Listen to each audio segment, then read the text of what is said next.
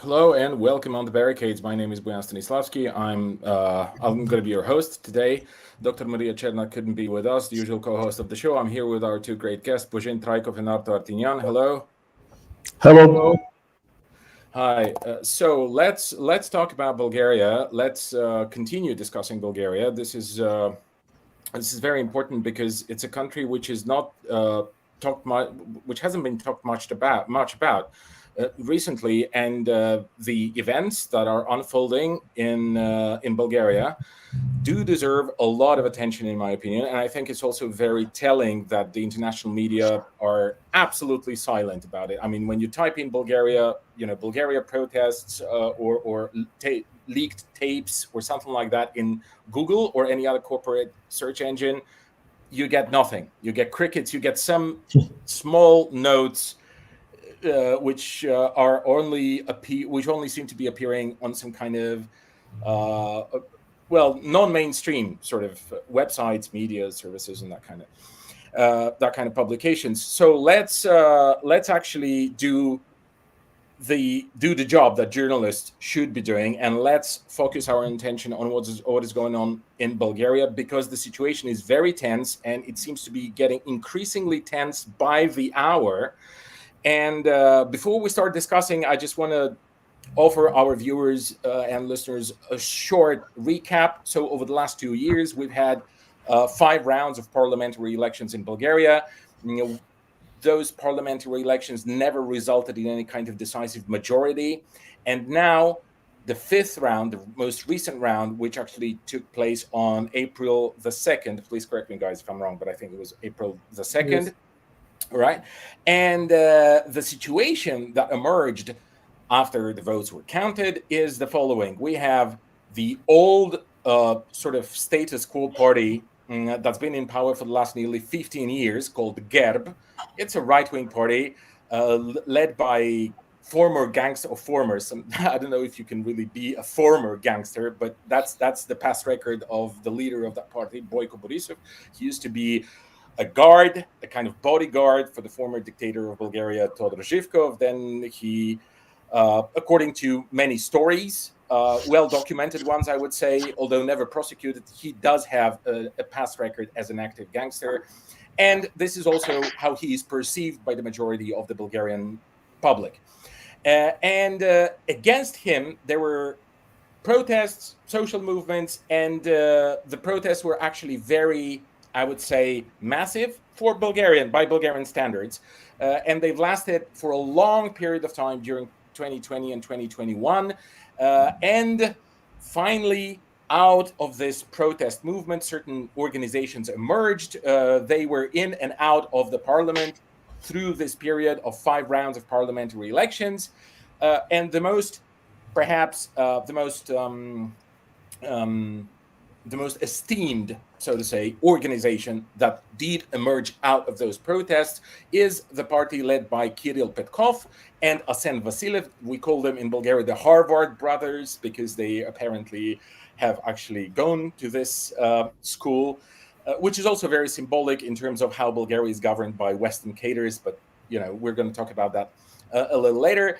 Nonetheless, the Harvard brothers formed a party called We Continue the Change. The name of the party is ridiculous, of course, but like most, just as the state of Bulgarian politics is ridiculous and rather comical than anything else, had it not been tragic, we would have been having a lot of fun. Nonetheless, things are tragic, things are tense. This party, which basically, which is the kind of anti-GERB, the kind of party which has the identity of which, let alone the program and let alone the slogans, but the identity is to be against GERB, against the Boyko Borisov's party that's been in power for such a long period of time and created, apparently, that's their discourse, the kind of mafia-ruled state and oligarchy and corruption and all the rest of it, as if it were not present before Boyko Borisov took power, but that's also another story. Anyway, this is their discourse, this is their program, this is their mantra, this is their propaganda, this is their political communication. Yet suddenly, after some time has passed from the 2nd of April, when the most recent round of those of parliamentary elections took place, what happened is they first formed something called gentlemen's agreement. Do you remember that? Like they were not able to form a coalition, but they were pressed to do something together in order to form a proper government, a legal proper government. They were pressed most likely by the American embassy, but this is just a guess. Or this used to be a guess. Now we kind of know it after certain audios were leaked. And they were pressed to form a government. So they first decided to have gentlemen's agreement. This is how they actually presented it. This is the exact wording that they used. And then, of course, they had to take one step further, and they did form something which is not a coalition, but it actually is a coalition. They don't refer to it that way, but they support each other because, there are those international factors, or there are those international situations that have to be addressed, and Bulgaria needs stability, Bulgaria needs government. So the two antipodes, they come together and they form this government. And when we discussed 2 or 3 days ago, and subsequently released the recordings that we made here, we were still not certain whether they actually are going to be able to form a government, because there was so much outrage in the society, in the public, but also among the political leaders of various parties, because some 10 days ago, and this is a very important element here, some 10 days ago, a session of the leading body of that party, We Continue the Change, was organized. A meeting was called, and that meeting was recorded, and subsequently the recording was leaked to the media by one of their MPs, a former MP of their parliamentary group. He still remains to be a parliamentarian, only like an independent kind of parliamentarian. His name is Radostin Vasilev. So he leaked the tapes. His excuse or his pretext was that what he heard during listening to the recorded meeting, because he was not able to participate, it took place in the middle of the night, and apparently he didn't feel like staying up late. So he listened to the recording the next day, and he heard some appalling, and they are appalling things, like, for example, just to throw in like an outrageous element of the audios of the discussion that was registered on those audio files. Things like, what about the people who are going to be leading the special secret police, secret intelligence forces and stuff like that? Who are they? Someone asks, a female voice. And then Arsen Vasilev replies, don't worry, those are our people approved by the embassy. Now, when you say the embassy in Bulgaria, that means you're referring to the American embassy. And then there were discussions about how Kirill Petkov spoke to Ursula von der Leyen, referring to her as Ursula. I spoke to Ursula about how can we bypass all the regulations in order to join the Eurozone, and other such matters. Everything basically is a treasonous scandal. I don't find any other words for this kind of behavior, really. And despite that, despite the outrage, despite the tensions, despite the leaked tapes, despite the entire kind of I don't even know how to refer to it, disorder that emerged after the tapes were leaked, the recordings were leaked, they still are pressing forward. They have to have a government, and they seem to be almost there. That's why I thought we should really discuss it, because it can have very, very serious ramifications for Bulgaria, and not only for Bulgaria, by the way, for Eastern Europe in general. And this is why I'm having you here for a follow-up of what's been going on. So, Bozhin, let's start with you, because you're on the ground in Bulgaria.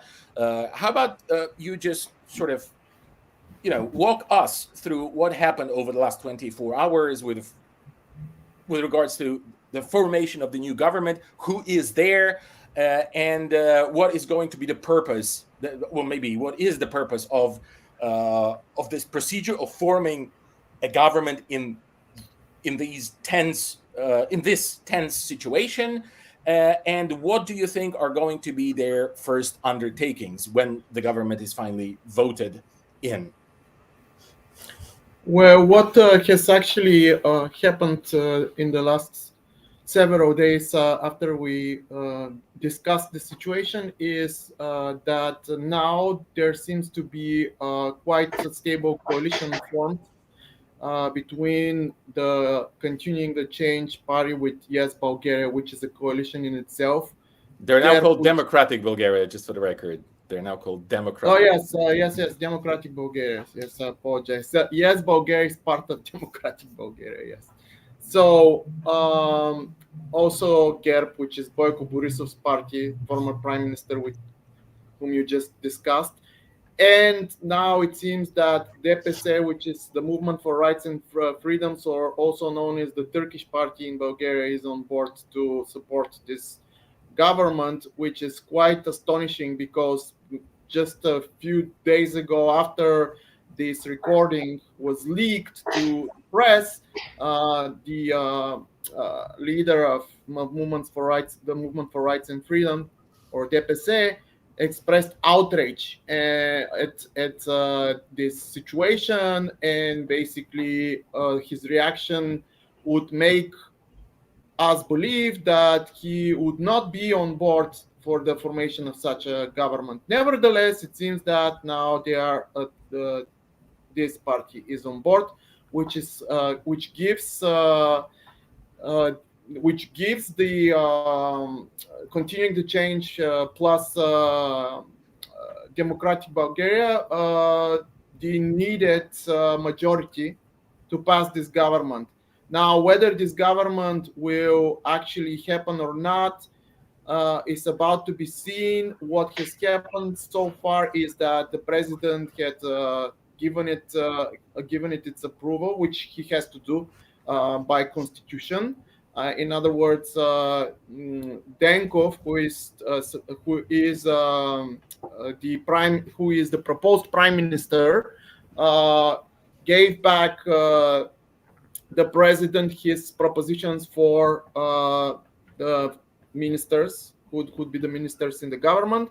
So that procedure has passed, and Radev declared that the government should be voted in parliament tomorrow.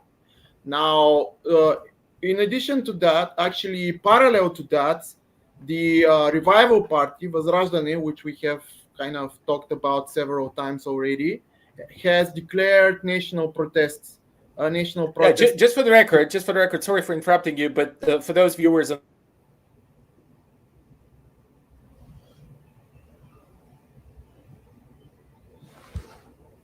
we seem to have party is the only party. Hello, can you hear me? Yes. Yeah. Openly protesting the American imperialist meddling in Bulgarian politics, and they are very open about it. You know, their leader goes from studio to studio, TV studio, radio studio, whatever, giving interviews, openly speaking against the American presence in Bulgarian politics. And it's a nationalistic party, a kind of right-wing, you know, you would probably refer to it, like most of the people in the collective West would probably refer to it as a right-wing populist party. You know, that became a fashionable kind of description for these formations. But you know, what is different with regards to the Revival Party is that they are very open in terms of their anti-imperialist stance. They don't hide anything. They speak against the U.S. In Bulgaria.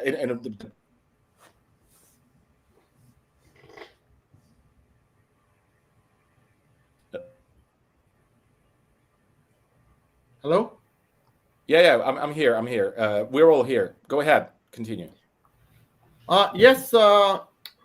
Yes. The leader of this party has declared national protest in front of Parliament, and which probably would be to put pressure on not passing this government. In other words, perhaps the final kind of hope that.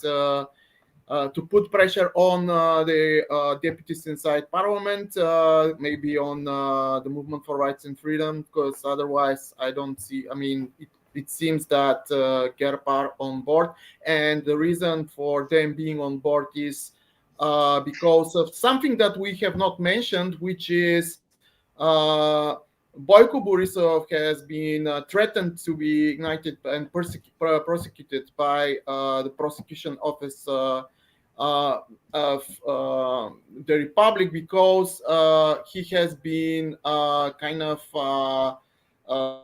linked to the so-called Magnitsky law, which is a form of the United States, a mechanism of the United States to control political process. Because the Magnitsky law, I don't want to go into details with that, but it's absolute fabrication. It's kind of like a law that pins the good oligarchs or the ones that work with the United States that are not going to be persecuted against the bad oligarchs, kind of. And so that kind of situation is the reason why Borisov is so fearful. In other words, he's fearful of the, let's say, wrath of the Americans. And I don't really think that Borisov is particularly keen on being and participating in this coalition, in this let's say unvoiced coalition, not really public coalition, but it's obvious there is a coalition. Right. So that is what is happening right now in terms of who the people in this cabinet will be. Well, the most worrisome name, in my opinion, is the Minister of Defense, or what they call the War Minister, that they're in their own recordings, basically, which I don't think is some kind of lapsus, or it is obvious that this person is a war hawk. He has been it's allegedly. Yeah, okay, but Bozhin, before we talk about the Okay. defense minister or the proposed defense minister, because it's a whole, he deserves a lot more attention than just a brief remark, on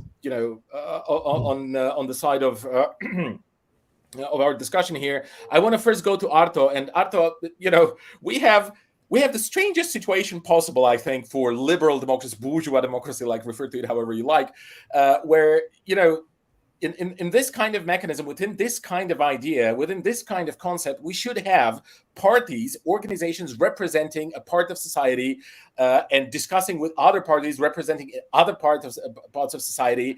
And, they should find some kind of maybe common ground on this or that. But then we continue the change, which I mentioned and I described in my opening remarks, as a party formed in order to combat another party, which is GERB, right? And, we have two parties which have nothing in common, which hate each other, even on a kind of personal level. We've heard stories about how the parliamentarians from this parliamentary group refer to the parliamentarian, how they insult each other, and all the rest of it.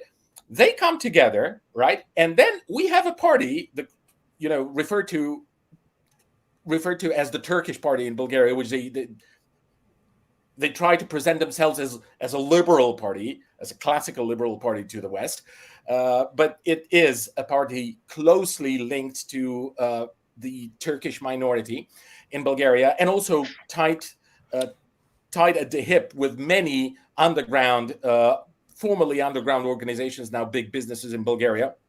And this party, outraged, but suddenly supports the government.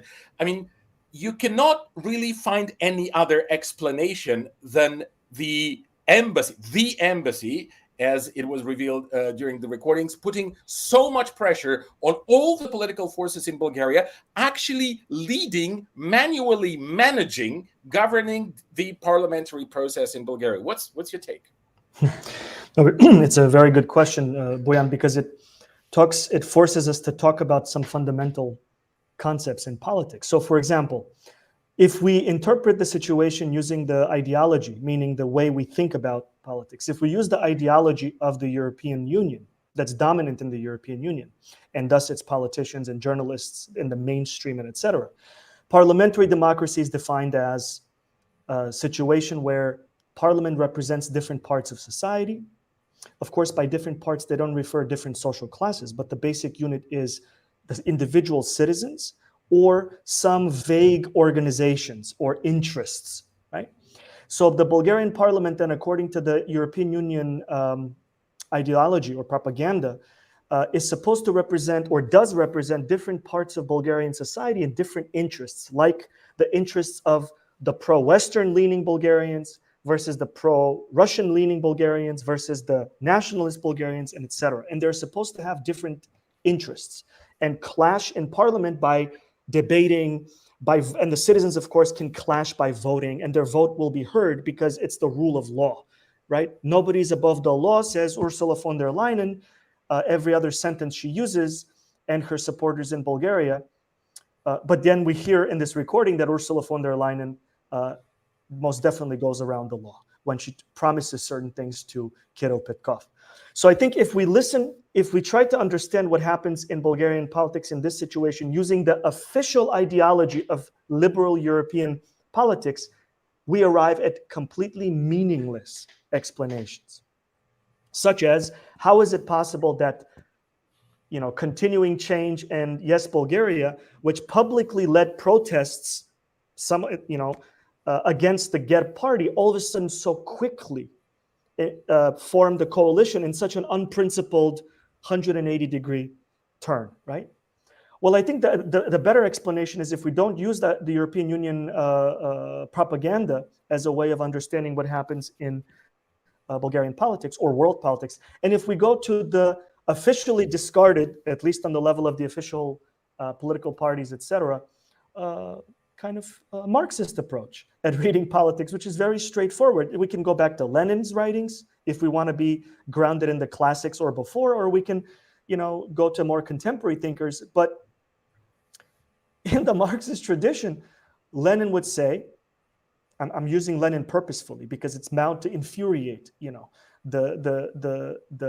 these traitors who are, actively breaking the law in the Bulgarian constitution today. But anyways, Lenin would say, what is parliament? Parliament is the coordinating committee of the dominant social class in society. There's one dominant social class in the European Union, which includes Bulgaria. What is that?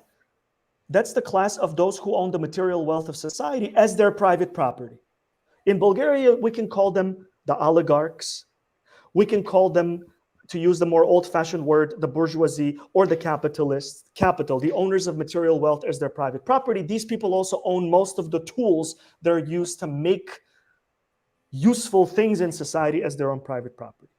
So Lenin would say, and I agree, the Bulgarian parliament, just like the European parliament, just like any other parliament in the European Union, it dominated by the capitalist class. Okay, so irrespective of the differences between the Yes Bulgaria, between GERB, between even the Bulgarian Socialist Party, they all represent above all the interests of the wealth owners of Bulgaria.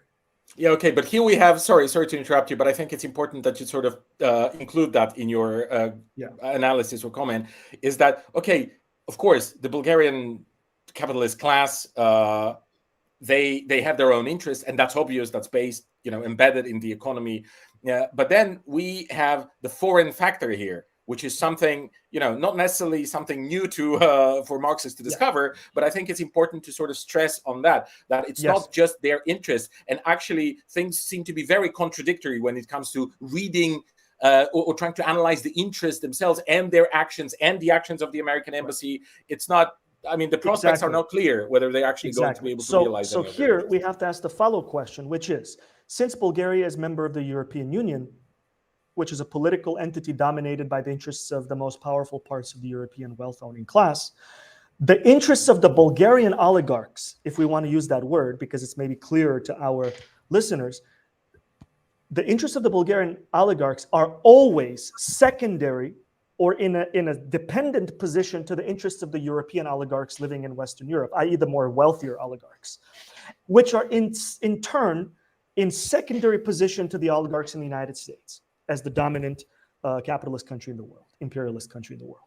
So what happens is, in moments of deep political crisis that is global in nature, and right now we're facing a global confrontation between the United States and England-led ocean-faring imperial forces, if you will, which are now in direct conflict with the dominant landmass states of the world, which is Russia and China.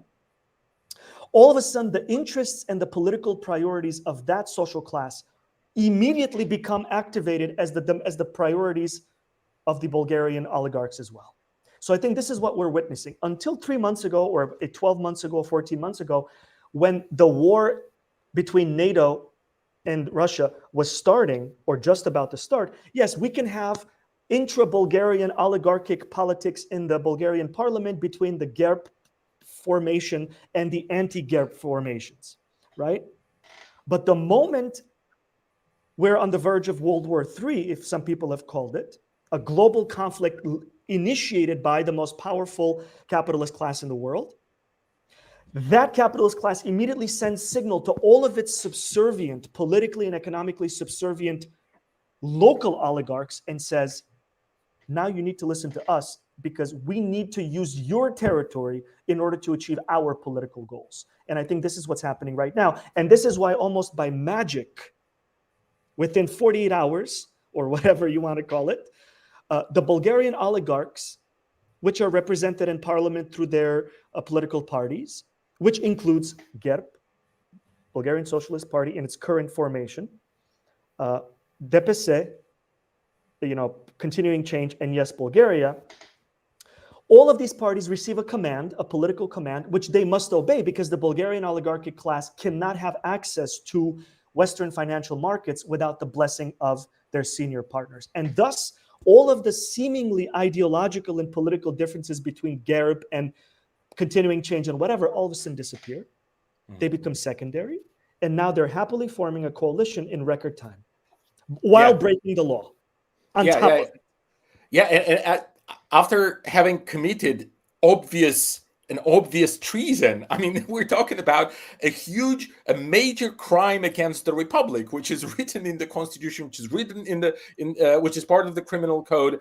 I mean, you could just drag those people to I mean, you should be able to drag those people to the nearest police station. They should be where they should be arrested and subsequently actually taken to court. But Boyan, of course, just to sort of interrupt, just to add to what you just said, this also shows that the rule of law, as understood by the European Union, in the United States and et cetera, when it comes to real political struggle of the highest importance to them, is purely situational, and it can be broken and will be broken at will whenever the situation demands it.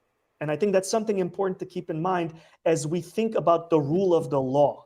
And the next time it's used in conversations by, let's say, political parties in the European Parliament. Yeah, especially with regards to Poland, where I reside. Exactly. I mean, this is like there are so many problems with the rule of law in Poland. You can barely imagine. You can barely, you can't wrap your head around it. But then Ursula is, walking around full. But her private comments are somehow with the law. Yeah. Sure. Yeah, that's exactly that. Okay, so we're going to go to a short break, but before we do that, I want to ask Bozhin to please comment on the kind of situation that emerged in a sense that, because Arto spoke about interests, and I think those interests are, of course, the kind of basis for the political vectors that certain parties, certain groups, certain organizations or leaders acquire, obviously. But then, now when you come to think about it, it's not really going to benefit the pro-imperialist forces. That's one thing that makes me pretty optimistic, really. And I wonder what's your take on it, because look, those two parties, GERB, and we continue the Change, Democratic Bulgaria, whatever, those parties that are forced into this kind of coalition-like arrangement, okay, they're finished. I mean, no one's going to vote for them with the exception of of course, clientele sort of networks. They're always going to be with them, right? I mean, the people that are benefiting directly from them being in power, being present in the Bulgarian parliament because of the distribution of money and sources and funds and all the rest of it, obviously, right? But then, as political factors, once they form this government, once the government does its job, which is to sort of throw Bulgaria into the meat grinder of the Ukrainian war, they are, I don't know whether they're actually going to be able to push through whatever law they have in mind in order to actually complete this task.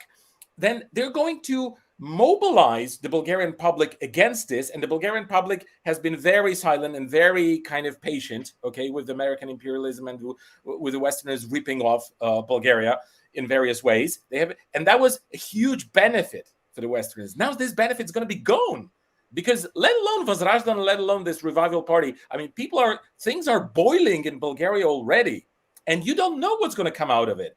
And there is, of course, this chance, I suppose, that people are going to stay silent. People are going to, get this shoved up their throats, and they're going to swallow it, maybe. But that's just a minor possibility. I think it's highly likely that some things are going to happen, and those things that are going to happen are going to be outside the control of the embassy. What do you think, Bozhin? Just to add to Arto's analysis first, because I think that, I mean, you kind of hinted to that too. I think the situation right now, I think, as long as I think, my take on it is, I'm starting with the sheer coercion, the process of sheer coercion on part of the United States towards the political elite, precisely because I don't think that if we are talking about owners of material production, which I really don't know how exactly to define them here, but maybe owners of the hotel chains and so on, Boyko's people, the people of Boyko Borisov, the so-called national bourgeoisie, with really, like, just using that term kind of, I don't really know if we should use it. Those are not they don't have the interest of Bulgaria, of this situation where Bulgaria would be engaged in this war, precisely because they are in danger of losing everything, all the capital that they have amassed. So in that case, I think the situation is more of a confrontation. A certain fraction of the Bulgarian political elite, which is in symbiosis of kind of like economic structures, and it's kind of like this symbiosis between organized crime and shady businesses and corruption and all that, but they have amassed certain capital here inside the country. They are not on board with that, like the people, and I would say this is GERB, I think. And on the other hand, we have this kind of newcomers, which I would say are kind of trained in, like, part of this transnational capitalist class, like people like Vasilev and Petkov, or maybe wanna be part of a transnational capitalist class, and they're kind of coming in, and they're kind of serving this. It's not that there wasn't a compradorial bourgeoisie, but they're serving this complete role of being the absolute yes man of the United States now, because apparently it didn't work with Borisov. It seems that Borisov was ousted out of power precisely because he didn't. He had maybe he had red lines that he didn't want to cross. Well, that's how I think about it, and so in that sense. Like, what is going to happen now? I think that the United States is resolving to this and kind of playing the bank, because it realizes that he could not achieve consent inside the country, and it could not achieve consent inside the country because of the dire socioeconomic conditions in the country, the horrible class disparity, the situation resembling more of a Latin American country than like developed European, even though now these lines are kind of blurred because the crisis and the pauperization of society is everywhere. But for the most part, we have exhibited processes that are much more resembling a situation of country like say Honduras or Guatemala under the boot of the United States for years and years, even centuries, and that's kind of what we have been seeing now inside Bulgaria. But I think the tragedy is that most of the Bulgarian public is actually not aware of the United States shenanigans. It's not aware. Okay, and you gotta hold your thought now. We're gonna go to a short break, and then we're going to continue our discussion on how things are unfolding in Bulgaria. Thank you very much for being with us during this first segment of today's release of On the Barricades. To our viewers and listeners, if you like to support our work, then please consider subscribing this channel, sharing with your friends, family, or whomever you find appropriate, and also take a look at the options where you can donate. You can make one-off donation, or you can perhaps subscribe in order to support our channel, our work financially. Thank you very much. See you in the next segment.